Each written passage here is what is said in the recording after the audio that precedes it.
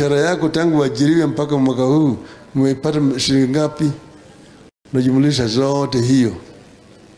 Tuseme wewe ulikuwa ukuli, wewe ulikuwa ulipi karo kwa watoto na kadhalika. Si ndi mapato yako yote. Hii umepata hii. Umepata nini loan kutoka wapi? Hakuna. Hakuna. Unawashika rahisi kabisa. Tukawashika hao.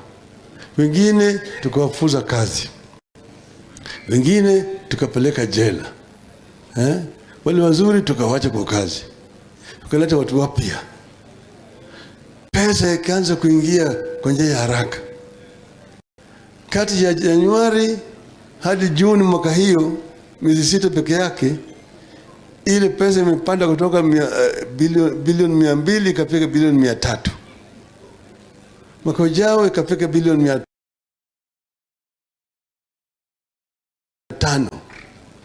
Ingine ikafika 750.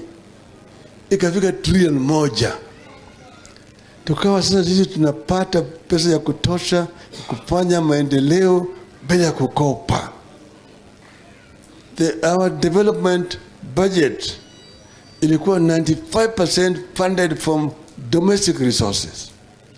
Tulikuwa nakopa tu 5% peke yake. Hiyo. Tulifanya hiyo bila kuongeza ushuru hata ndururu. We did not increase the taxes. Lakini tukawa na pesa ya kutosha ya kufanya maendeleo hayo yote. Sasa kitu imefanyika ni ya kwamba tulirudi pale pale ambapo tulikuwa. Sasa jamaa hana ujuzi.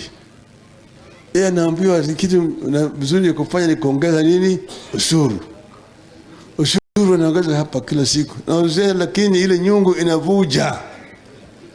That pot is leaking. Hata kumpatia Ruto miaka 100 na hiyo ushuru ya juu hata leta mabadiliko. Hakuna mahali anaenda. Hakuna mahali anaenda. Yeye mazingira na wale wezi ambaye inaingia pande hii natoka pande hii. Inaingia pande hii natoka pande hii. Kwa hivyo sasa yeye hawezi kwenda mahali nyingine. Tuone amekoma pale. Kila kitu unaona ni wizi. Juzi niliongea juu ya mambo ya mafuta. Simuliona? Sasa mwana mambo ya mtihani vile imekuwa. Mtihani imekuwa mbovu zaidi. Watoto wetu watakuwa na shida mingi zaidi. Watoto katika darasa moja wanapata grade 1 yote. Simona hiyo. Aibu kubwa. Hii serikali ya Ruto kila mahali ambao wanashika iko inaoza. Pale kila mahali inaoza. Kila mahali wanashika inaoza. Inanuka tu. Kwa sababu gani? Laana ya Mwenyezi Mungu.